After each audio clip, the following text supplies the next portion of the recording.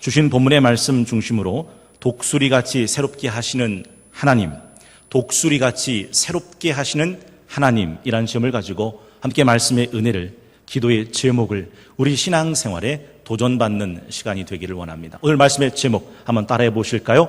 독수리같이 새롭게 하시는 하나님.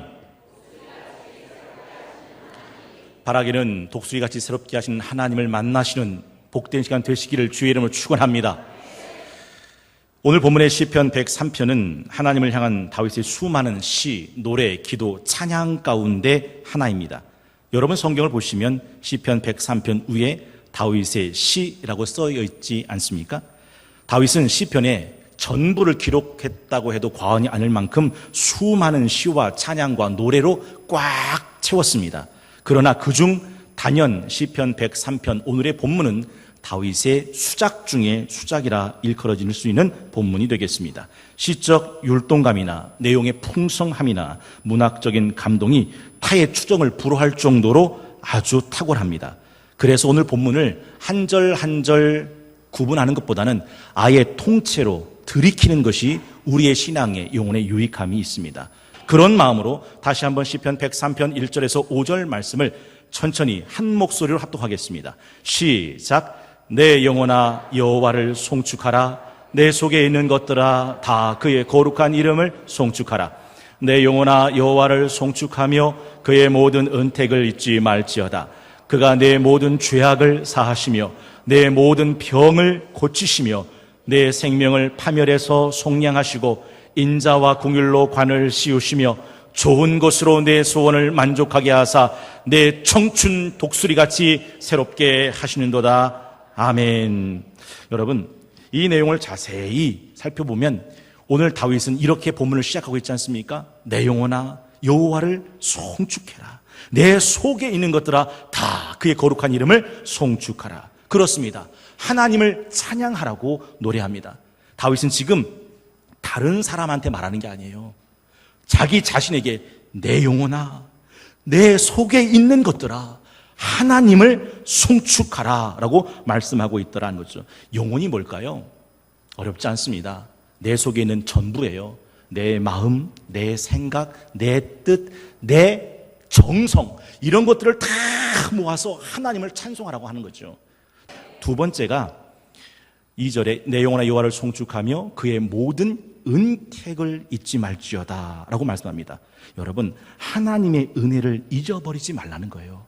사실 우리 2010년 벌써 9월입니다. 1월, 2월, 3월, 4월, 8월이 쑥 지나갔습니다. 여러분, 지나간 세월은 있겠지만 그 세월 가운데 함께 하신 하나님의 은혜는 잊지 않고 기억하며 감사하는 저와 여러분들 되시기를 주의 이름으로 축원합니다. 오늘 다윗이 그렇게 노래하지 않습니까?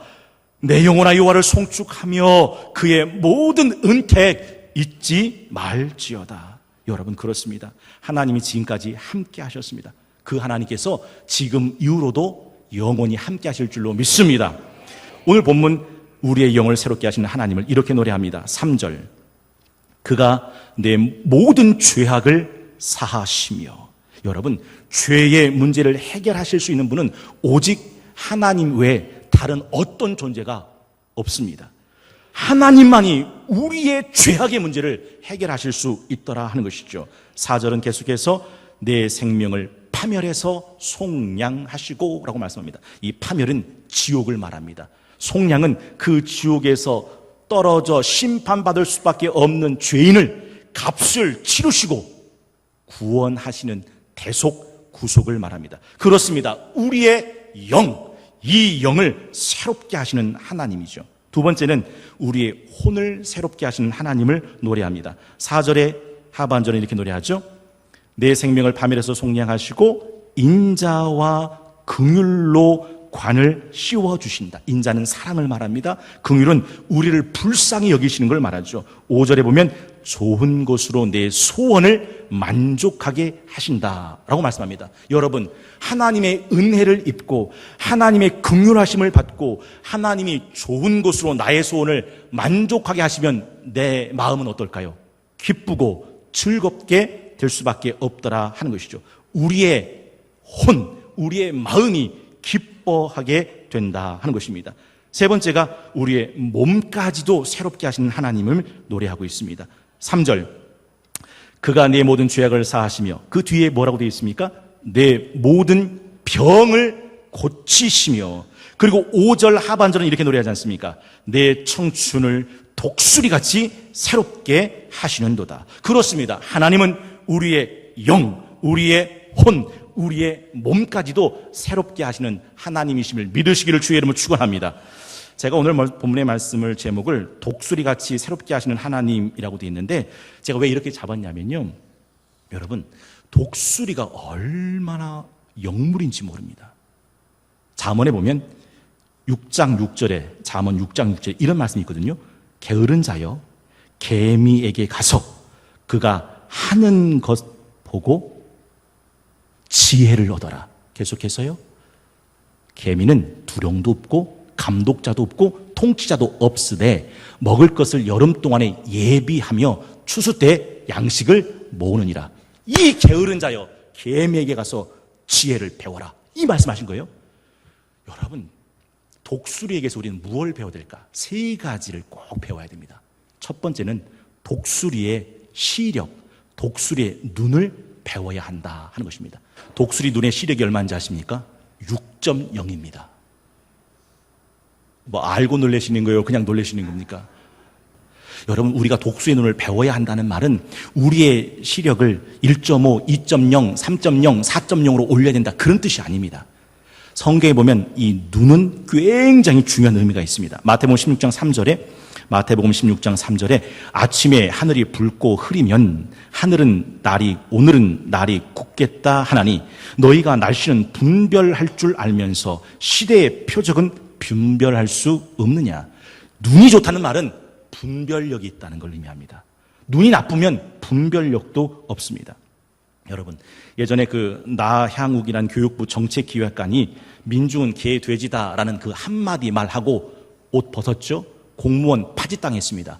파직은 공무원으로서 당할 수 있는 최고의 형량을 당했다고 합니다. 5년 동안 임용 금지고요. 그동안 했던 모든 퇴직금과 연금은 받지 못하고 절반만 겨우 가져갈 뿐이라고 합니다. 그런데 민중은 개 돼지라고 했던 이 말을 사실은요, 예수님도 하셨습니다. 성경에 보면 마태복음 7장 6절, 거룩한 것을 개에게 주지 말며 너희 진주를 돼지 앞에 던지지 마라. 그들이 그것을 발로 밟고 돌이켜 너희를 찢어 상하게 할까 염려하라. 예수님께서는요, 거룩한 것을 거룩한 줄 모르고 귀한 것을 귀한 줄 모르고 함부로 대하고 찢고 발리는 사람은 개, 돼지와 다르지 않다, 그 말하는 거죠. 그래서 우리 눈이 열어져서 진짜 귀한 것, 진짜 거룩한 것, 진짜 값진 것을 분별할 수 있는 눈을 가지고 살아야 한다 하는 것입니다. 여러분, 스데반 집사님은요, 돌아가실 때 하늘이 열리고 예수 그리스도께서 하늘 보좌 우편에 일어서신 것을 본 사람이에요. 저와 여러분의 눈도 스데반 집사님의 눈처럼 환히 열리셔서 이 하늘의 것, 영원한 것, 중요한 것을 보시며 살아가실 수 있기를 주의 이름으로 축원합니다. 두 번째가 있어요. 독수리의 비행을 배워야 한다 하는 것입니다. 여러분, 새들은 다 날개가 있죠? 근데 날개 있는 새라고서 다 똑같이 나는 건 아닙니다. 어떤 새는요, 날개짓을 하면서 나는 새가 있어요. 1초에 640번 날개짓 하는 새가 있는데 그 새가 벌새. 1초에 640번. 1초에 640번. 날개 쭉지가 나만 하겠습니까? 얼마나 힘들겠습니까? 그리고 웬만한 새들은 다 그냥 날개짓을 해요. 여러분, 제가 우리 송동교에서 자주 보여드렸던 동영상 중에 기러기 동영상 기억나세요? 수천 킬로를 날아가는 기러기도요, 그냥 안 날아요. 계속 날개짓해요. 그런데 말입니다. 독수리는 달라요. 독수리는 날개를 쫙 펼치고 그냥 활공을 합니다. 왠지 아세요? 다른 온갖 잡새들은 자기 날개의 힘으로 날지만 이 독수리는 날개를 펴서 바람을 타고 상승기류를 타고 날아요. 그래서 나는 법이 다른 잡새들과는 다르더라는 거죠. 인생을 살아갈 때 자기 힘으로, 자기 노력으로, 자기 땀으로 살아가는 인생들 많이 있습니다. 그러나 하나님의 사람들은 하나님의 은혜의 바람을 타고 성령의 바람을 타고 살아가는 사람들이다 하는 사실이죠. 시편 127편은 이렇게 말합니다. 하나님이 집을 세우지 아니하시면 집을 세우는 자의 수고가 헛되며 하나님이 성을 지켜주지 아니하시면 성을 지키는 파수꾼의 경성함이 허사로다. 네가 아침에 일찍 일어나 저녁 늦게 누우며 수고의 떡을 먹음이 허사로다. 독수리는요 바람을 타요. 독수리는요 상승 기를 타고 날아오르더라 하는 것이죠. 두 번째는 독수리의 높이입니다. 독수리가 어디까지 올라가냐면 37,000피트까지 올라갑니다. 안 놀라시는 이유는 37,000피트가 얼마인지 모르니까 11km입니다. 여러분 11km는요 비행기가 올라가서 나는 최고의 높이입니다. 어떤 새도 그 11km까지 날아오르는 새가 독수리 외엔 없습니다.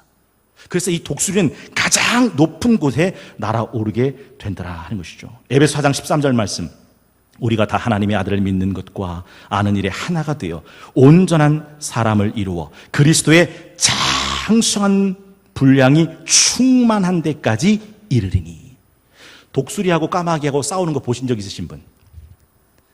독수리는 까마귀와 절대 싸우지 않습니다.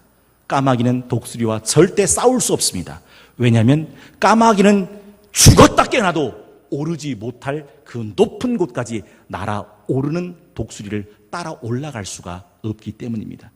여러분, 예수님께서 서기관들과 바리새인들과 대제사장들에게 핍박을 당하시고 욕을 당하셨을 때, 죽음을 당하셨을 때 그들과 싸우시지 않으셨다는 걸 아십니까? 그들은 까마귀고 예수님은 독수리이셨습니다. 베드로전서 2장 23절 욕을 당하시되 맞대어 욕하지 아니하시고 고난 당하시되 위협하지 아니하시고 오직 공의로 심판하시는 이에게 부탁하셨다. 독수리는 까마귀하고 싸우는 법이 없습니다. 까마귀가 날아오르지 못할 만큼 높은 곳에 날아올라가기 때문이죠. 세 번째가 있는데 그게 독수리의 속도입니다. 독수리가 얼마만큼 빨리 나느냐? 놀랄 준비하시고 320km는 납니다. 근데 놀라지 않으신 분들은 왜 안 놀라시는 겁니까? 여러분, 제가 이 독수리의 나는 법을 보면서, 나는 속도를 보면서 그렇구나 하고 생각난 찬송이 있습니다. 손과 발을 들이니 주여 받아주셔서 주의 일을 위하여 민첩하게 하소서. 주의 일을 위하여 민첩하게 하소서. 하나님의 사람들의 특징이 뭐예요? 부지런함입니다. 민첩함입니다. 항상 성경에 보면 아침에 일찍 일어나 라는 말들이 하나님의 사람들 앞엔 붙어 다녔습니다. 여러분, 우리가 잘 알고는 베드로가 갈릴리 바다에 걷다가 빠질 때 성경 마태복음 14장 31절에 보면 예수님께서 빠져가는 베드로를 어떻게 건지시냐면 마태복음 14장 31절에 이렇게 되어 있거든요. 예수께서 즉시 손을 내밀어 그를 붙잡으시며 이르시되. 지금 빠져갈 때 예수께서 야 조심하지 그랬어. 어떻게 좀 목을 드러내고 호흡부터 해봐. 호흡부터. 그러지 않아요. 빠져가는 즉시 손을 내밀어서 그를 붙잡아 내셨다라고 말씀해요. 여러분, 여러분의 인생 가운데 여러분의 숨통이 조여져 갈 때, 환난과 역경과 근심이 찾아왔을 때 예수께서 뒷짐지시고 그래 어떻게 하는지 보자 하기를 원하십니까? 아니면 즉시 손을 내밀어 여러분을 건져내시기를 원하십니까? 즉시 손을 내밀어 건져주시기를 원하시는 것처럼 하나님의 사람은 하나님의 말씀 앞에 하나님이 일어날 때 민첩한 그런 신앙생활을 하더라 하는 것이죠. 이것이 우리가 독수리의 비행을 통해서 배워야 될 모습입니다. 마지막 세 번째가 있는데 그것이 독수리의 갱신을 배워야 합니다. 40년이 지난 후 부리가 너무 가슴팍으로 파고들어서 더 이상 사냥을 하지 못할 때 자신의 깃털이 들러붙어 무거워서 더 이상 빠르게 날지 못할 때, 자신의 발톱이 너무 깊게 휘어져서 더 이상 먹잇감을 움켜쥐지 못할 때, 하늘 높이 절벽 위에 올라가 130일 동안 바위에 자기 부리를 찧어대고 새 부리를 기다리는 독수리. 새 부리가 나면 그 부리로 자신의 휘어졌던 발톱과 자신의 들러붙던 깃털을 하나씩 뽑아 새 깃털과 새 발톱을 기다리는 독수리. 그리고 난 후 130일 끝난 새 부리, 새 발톱, 새 깃털 가지고 다시 40년을 날아올라 하늘의 제왕이 된다는 그 독수리. 만약 그게 진짜라면 우리는 그 독수리한테 가서 배워야 한다는 거죠. 오늘 본문을 보십시오. 좋은 것으로 내 소원을 만족하게 하사, 5절입니다. 내 청춘 독수리같이 새롭게 하시는도다. 그건 하나님께서 하신 말씀이죠. 오늘부터 제가 오영균 안수 집사님한테 확인을 해봤는데 진짜 그렇대요. 자동차 타고 다닌다고 능사가 아니래요. 자동차는요, 갈아줘야 하는 것이 많이 있어요. 엔진 오일, 미션 오일, 배터리, 타이어, 휠 얼라이먼트, 클러치 디스크, 브레이크 라이닝, 패드, 타이밍 벨트, 이런 건요 때가 되면 바꿔줘야 되고 갈아줘야 되고 교체해야 됩니다. 운전하시는 김씨 아줌마처럼 무조건 그냥 타고만 댕기다가 이거 안 갈고 고속도로 들어갔다가 자동차 바퀴 빠지고 엔진 터지고 자동차 퍼지는 사람들 있어요, 없어요? 있어요. 내 낡은 부리, 내 낡은 깃털, 내 낡은 발톱 그냥 갖고 살다가 인생에서 큰 낭패를 만나는 사람들이 얼마나 많이 있느냐 하는 거죠. 갈아줄 때 갈아주고 바꿔줄 때 바꿔줄 수 있어야 되는 거죠. 세들백 교회에 릭 워렌 목사님의 목회 철학이 하나 있습니다. 들어보십시오.